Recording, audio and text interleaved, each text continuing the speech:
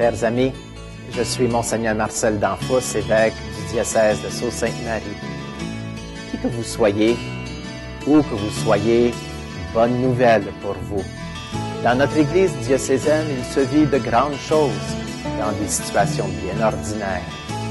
Nous croyons que le Seigneur marche avec nous et nous espérons qu'aujourd'hui, vous pourrez le découvrir davantage en rencontrant des personnes passionnées pour le Christ.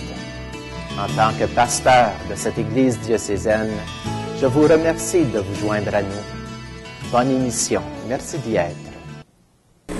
Chers amis, bonjour. Ici Michou Pelletier. Aujourd'hui, il me fait grandement plaisir d'accueillir à nouveau dans notre studio Sœur Marie-Paul Ross. Alors, bonjour, Sœur Marie-Paul. Alors, aujourd'hui, on a l'occasion de se pencher sur vos 6 livres. Oui. Dont vous avez écrit, je pense, les 5 derniers au cours des 5 dernières années. Tout ça, là, au cours des 5 dernières années. D'accord. Oui. Alors, on vous demanderait de prendre le temps de nous présenter chaque livre et nous résumer un peu le contenu puis l'essentiel C'est parce qu'il y a beaucoup de personnes qui me demandent, mais Marie-Paul, où on peut trouver notre formation, où on peut être guidé dans ce mouvement, parce que j'ai créé un modèle d'intervention globale en sexologie et santé.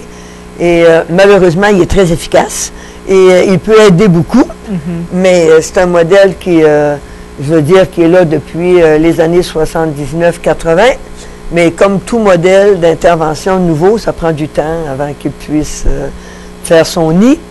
Et quand, moi je ne devais pas étudier, je ne devais pas lire et tout ça, et quand on m'a demandé, parce que j'ai été au Vatican, et le Vatican, j'avais comme, il me traitait comme si j'étais une dangereuse. Mais quand j'allais au Vatican pour m'expliquer, je leur ai parlé du modèle que j'avais développé.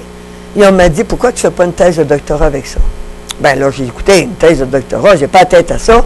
Et en fait, j'ai fait une investigation doctorale et j'ai résumé ma thèse de doctorat dans le premier volume qui s'appelle « Sexualité épanouie ».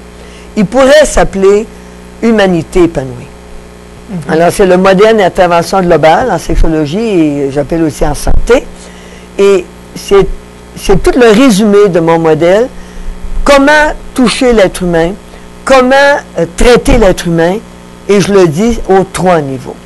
Donc, je parle de la dimension physique érotique, de la dimension affective, qui est le cœur de l'être humain, et de la dimension cognitive, de la dimension spirituelle, la connaissance de l'humain. Je l'ai fait pour que ça soit plus facile à lire, donc avec des histoires authentiques, avec des exemples authentiques. C'est facile parce que comme je ne voulais pas du tout voyager, j'ai été appelée à œuvrer dans 33 pays. Donc, peu importe où je suis sur la planète, l'être humain est l'être humain. Et c'est vraiment conforme à l'être humain, peu importe ses croyances, peu importe sa nationalité et peu importe son âge. Donc, j'explique un peu plus le fonctionnement de l'être humain. Il est plus savant, mais accessible aussi. D'accord. OK? Oui. Maintenant, on m'a dit, mais qu'est-ce qu'on fait avec cette théorie-là? Bien, on va la mettre en pratique. Alors, le modèle que je propose est à la fois théorique et clinique. Alors, dans celui-là, traverser l'épreuve. Traverser l'épreuve, c'est comment activer notre potentiel de vie. Alors, ces 2 livres-là sont au groupe Fides comme éditeur et il est très populaire, celui-là. Beaucoup de personnes le lisent. Peu importe l'épreuve qu'on a à traverser, ils disent ça nous aide énormément. Comme je dis souvent, être mal, c'est normal quand il y a des choses qui nous font mal, mais on reste pas mal. Il faut se traiter. Donc, je fais la promotion de l'autotraitement. D'accord. C'est pas accepté partout parce qu'il y a des places sur la planète ou au Canada où une personne ne peut pas s'auto-traiter. Depuis quand? Depuis que l'être humain est humain qui peut s'auto-traiter. Pas seulement physiquement, mais aussi affectivement et psychiquement. Donc, c'est un bijou, c'est comme un coup de cœur que j'ai eu. Quand vous dites épreuve, on parle de blessure, n'importe quelle parle épreuve. De transition, on parle de... N'importe quelle difficulté. Ça peut être des deuils, ça peut être des pertes d'emploi, ça peut être... Alors, il y a des exemples très variés. D'accord. Après avoir écrit ces 2 volumes-là, il y a Michel Lafon, un éditeur français qui m'a demandé, OK, alors c'est LAFON, qui m'a demandé d'écrire sur la sexualité. Alors il s'appelle, je voudrais vous parler d'amour et de sexe. Il est traduit en italien. D'accord. Et ce livre-là, c'est pour enlever des tabous. Je parle de différentes situations. La sexualité des handicapés. Je parle des jeunes. Je parle de couples. Et c'est très varié.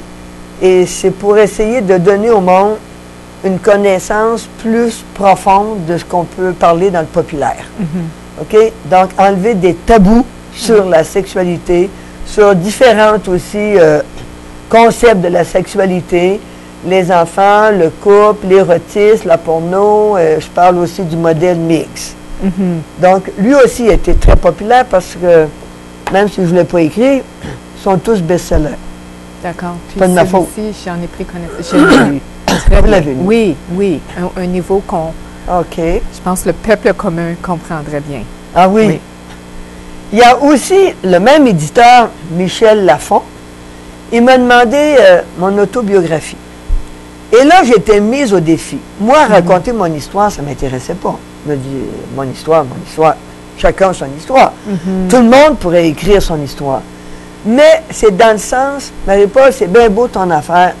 Tu dis comment traiter nos malaises, comment traverser les épreuves, mais toi, comment tu l'as fait? Oui. Et c'est pour dire que, en fait, le modèle que je propose, je l'ai expérimenté Oui. pour moi-même. C'est pour un peu Et, confirmer. Oui, ça confirme. Oui. Et là, ben, c'est mon autobiographie. La vie est plus forte que la mort. Ben, ça donne que quand je suis née, j'étais morte. Premier diagnostic médical de ma vie, c'est quand je suis née. Le médecin a dit que j'étais morte. Oui. Alors, ça commençait mal. Puis, il a dit en plus que j'aurais aucune capacité intellectuelle d'apprentissage, que je serais comme idiote toute ma vie. Donc, une chance qu'il ne faut pas être fidèle à des marques qu'on fait sur nous-mêmes. C'est la vie qui domine. C'est la vie qui gagne. Et on n'est pas seulement une biologie, on est aussi habité par un être spirituel qui peut faire de grandes choses en nous. Et moi, c'est la mission. C'est aller de l'avant pour aider l'humain. Et c'est ça qui m'a toujours intéressé. Donc, la vie est plus forte que la mort. Il y en a qui disent, mais c'est affreux, puis en même temps, c'est drôle. Alors, c'est comme mon roman policier, authentique. Tout ce qui est écrit est vrai. Oui. Mais... Et affreux dans quel sens? Pardon? Affreux dans le sens que... Ben, les gens trouvent ça terrible, ce que j'ai traversé. Oh, mais moi, on fait juste un pas à la fois. Oui. On vit un moment à la fois. Oui. Mais avec une sécurité intérieure, on traverse bien des épreuves. Par la suite, j'ai comme fait une urgence, un 9 en 1. Je trouvais que nos jeunes ne l'avaient pas facile. Puis le défi d'être jeune aujourd'hui, puis les parents. Je trouvais que c'était très, très exigeant. Donc, j'ai fait un petit manuel rapide, la sexualité des jeunes, petit manuel pour les parents, les éducateurs, tous ceux qui veulent accompagner nos jeunes dans leur processus de croissance et d'éducation sexuelle. Et je l'ai fait de façon telle que je regarde la réalité, je regarde le besoin du jeune, puis des pistes d'intervention. Alors, chaque chapitre est fait de cette façon-là. C'est pour donner des outils aux éducateurs. Excellent. Donc, éducateurs, parents. Parents et tout. La photo ne m'intéressait pas tellement, mais c'est comme ça que ça a été fait. Et l'éditeur est fidèle, c'est comme l'éditeur des 2 premiers volumes. Donc, c'est un petit 9 en 1 pour venir en aide à notre monde. Excellent. Tout dernièrement, cette année, j'avais entendu beaucoup d'histoires humaines qui ont mis la vie plus forte que la mort. Et j'ai écrit La chaloupe vide. Alors, c'est Rencontres inespérées du vécu humain. Ce petit livre-là est très différent des autres. Et c'est un nouvel éditeur, c'est le Dauphin Blanc, qui est l'éditeur de ce petit volume-là. De quoi il parle? C'est des histoires authentiques. J'allais rencontrer des personnes, je voyageais en Gaspésie, voyageais à la mer et tout ça, et des histoires humaines qu'on rencontre un peu partout. Et je me suis dit, il faut que des histoires réelles, authentiques soient connues. Et les gens, quand ils lisent ce petit livre-là, ils disent, on se reconnaît. Il y a des choses qui nous touchent profondément. Et après chaque chapitre, il y a comme un message que la personne reçoit. Il se lit très bien, petit chapitre par petit chapitre. Donc, c'est pour inspirer l'humain aussi à traverser les difficultés de la vie. Il y a des histoires, c'est mon observation, c'est des choses que moi j'ai vécues. Et c'est un petit livre qui est lancé cette année, en 2016. Il a été mis en 2015, la fin 2015, donc il est en circulation. Il est encore chaud, là. Il est encore chaud. Oui. Alors lui, je ne sais pas comment il va être reçu par le public. Les autres sont devenus des best-sellers, mais celui-là, il est en route, il est en marche. Et bon, moi, c'est avec amour et c'est l'être humain qui m'inspire d'écrire. Des bouts, je regarde ça, je me dis, ça se peut pas que j'ai écrit tout ça. Mais quand on est fidèle à la vie, quand on écoute ce que l'on porte à l'intérieur, ben, ça donne une fécondité pour le monde. C'est là pour aider le monde. Moi-même, quand on écrit un volume comme auteur, on s'aide beaucoup. Et ça nous permet d'aller beaucoup plus loin dans notre réflexion. Et ça nous permet, moi, ça m'a permis beaucoup d'être plus à l'écoute de l'être humain. D'être beaucoup à l'écoute de l'être humain. Et le message de ces volumes-là, c'est vraiment une humanité saine. Dans ma formation d'infirmière, j'ai toujours eu à cœur l'être humain en santé. En santé.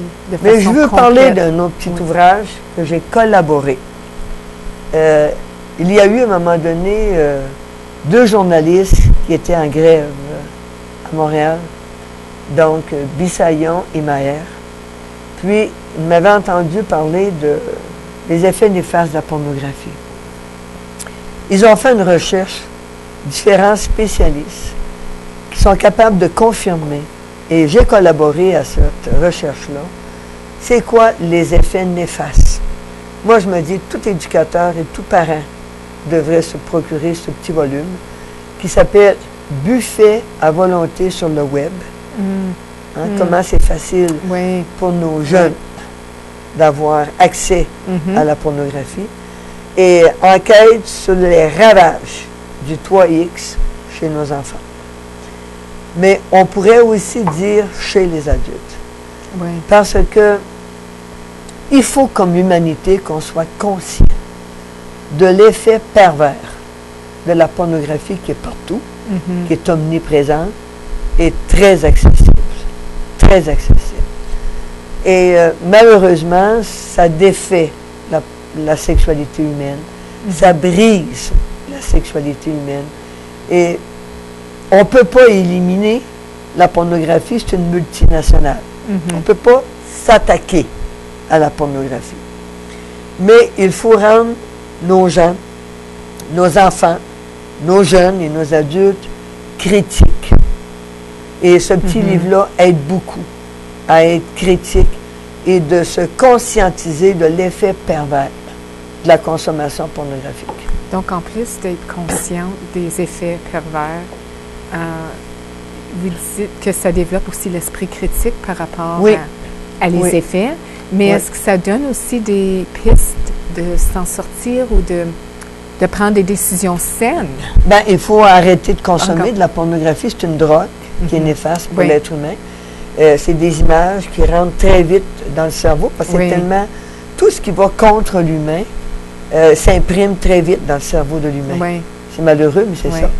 Et quand une personne consomme de la porno puis qu'elle s'excite en même temps, elle devient comme esclave, prisonnière de cette consommation-là.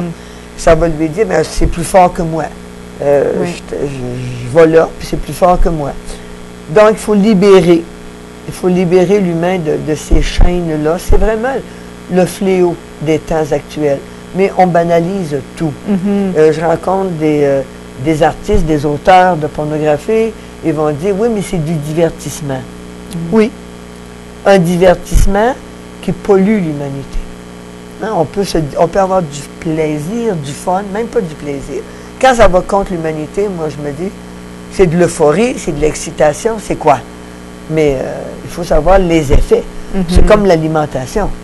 On peut se nourrir d'aliments qui développent des toxines. On peut se nourrir d'aliments qui vont contre notre santé. On peut se nourrir d'aliments qui nous conduisent même à des maladies et à la mort. Bien, au plan psychique, au plan sexuel, c'est la même chose.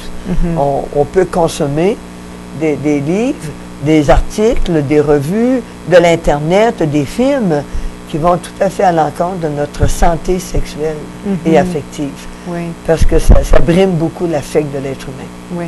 Donc, cette prise de conscience nous aide à nous libérer, justement, de prendre des bonnes décisions, que ce soit au niveau d'alimentation, au niveau de ce qu'on visionne. Il faut choisir ce que l'on consomme, mais il faut savoir des critères de santé. Oui. Santé physique, santé affective, santé psychique et santé spirituelle. Oui. On a la responsabilité en tant qu'humain de se maintenir en santé globale. Moi, je veux un être humain en santé à tous les niveaux. Tous les niveaux. Oui. Et c'est malheureux de voir qu'il y a tellement de consommation malsaine à tous les niveaux. Hein? Oui. À tous les niveaux. Oui. À un moment donné, on présente comme modèle une réalisation d'épanouissement humain qui va à l'encontre de l'épanouissement humain. On a le tour dans les publicités de vendre un produit, parce qu'au plan économique, c'est rentable. Mais il y a beaucoup de produits qui sont annoncés aussi, même alimentaires, qui au plan économique, c'est très rentable parce qu'on en fait la promotion, mais c'est la santé, au plan santé. Et ce qui est heureux dans notre société actuelle, on fait de la conscientisation au plan de consommation alimentaire. On en fait de plus en plus. On est capable de dire, faites attention au sucre, faites attention à tel genre d'aliments. Mais au plan sexuel, on ne l'a pas, ça. Il faut faire vraiment une conscientisation qu'il y a des consommations sexuelles qui vont à l'encontre de la sexualité humaine. Oui. Et c'est comme on parle du tabagisme. Oui. Hein? Il y a eu toute une sensibilisation au sujet du tabagisme. Mais il faut en faire une sensibilisation au sujet de l'effet pervers de la consommation pornographique. Des fois, ça a l'air minime. Hein? Ce qui est facile, c'est facile de voir quand c'est pornographique. Il y a toujours un message de dévalorisation, de possession, de domination, de contrôle. Tu sais, comme le corps est là pour consommer tout ça, tandis que l'érotisme, tu regardes de l'érotisme, il n'y en a presque plus. C'est la porno qui a éliminé l'érotisme. Quand tu regardes de l'érotisme, un enfant peut voir de l'érotisme parce que ça ne va pas contre l'humain. L'érotisme, c'est la présentation naturelle. Mais la porno, c'est la dénaturalisation. C'est ça qu'il faut comprendre comme humanité. On a banalisé terriblement cette consommation-là. Et je souhaite, parce que ça coûte cher, hein, au plan santé, au plan tout le système de santé. Oui. Et ça amène à des consommations excessives, compulsives. Et bon, la médecine est là pour essayer de corriger, mais c'est pas normal qu'on ait accès à la médecine pour corriger les conduites sexuelles. C'est que la conduite sexuelle devrait être un chemin d'épanouissement et non un chemin de maladie. Et c'est préoccupant. C'est préoccupant. Toutes les infections transmises sexuellement, le manque de responsabilité, les grossesses non désirées qui malheureusement sont souvent traitées par des interruptions volontaires de grossesse. Et la femme est prise au piège dans ça. La femme, c'est un problème de société, ça. C'est pas un problème de femme. La femme qui est aux prises avec une grossesse non désirée, elle est angoissée, elle est anxieuse, elle ne sait pas quoi faire, elle a besoin de guide. Et souvent, ce qu'elle trouve comme unique guide, c'est la fin de sa grossesse, c'est l'interruption de sa grossesse. Et il n'y a pas une femme qui est capable de vivre une interruption de grossesse sans se faire mal. Mais pour ne pas souffrir, elle va se dissocier de ce qu'elle a vécu pour survivre à cette épreuve-là. C'est une grosse épreuve. Et la société a beaucoup à faire dans ça. On est vraiment dans un courant où l'être humain peut être souvent maltraité, malheureusement. Bien, moi, je tiens à vous dire un grand merci. Vous nous avez aidés au cours de cette émission, à travers vos livres aussi, que vous allez nous laisser. Oui, je vous les laisse. Oui, mais vous nous avez donné, vous avez élevé notre prise de conscience par rapport à ce message positif de la sexualité humaine. À travers les 3 dernières émissions aussi, vous nous avez aidé énormément nous inspirer à en savoir plus. Ça me Et fait plaisir. Oui, alors un C'est grand ma merci mission.